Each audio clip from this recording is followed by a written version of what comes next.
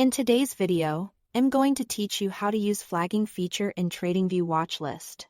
By the end, you'll know exactly how to mark symbols, color code them for meaning, see every flag ticker in one place, and quickly filter your list to focus on what matters most.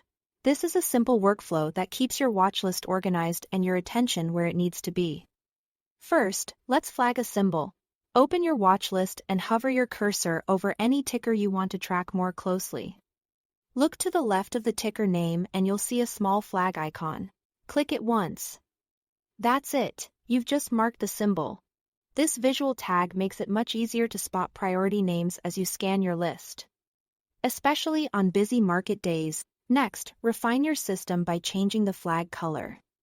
Click the same flag icon again and you'll see color options. Choose the color that best represents the status you want. For example, you might use red for shorts, green for longs, and yellow for potential setups you are still evaluating.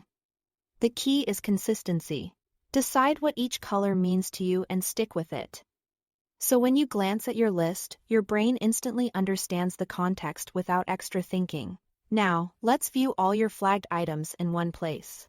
Tradingview automatically creates a flagged list that pulls together every symbol you've marked, even if those tickers live in different watch lists. This consolidated view is perfect for review sessions or when you are preparing for the open and want a single uncluttered list of priorities.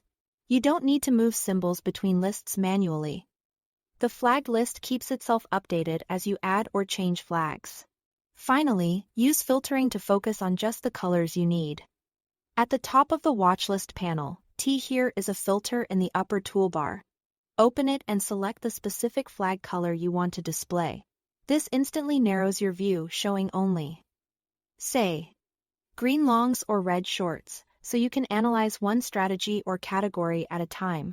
When you are done, clear the filter to bring back your full list. That's all to it. Thanks for watching.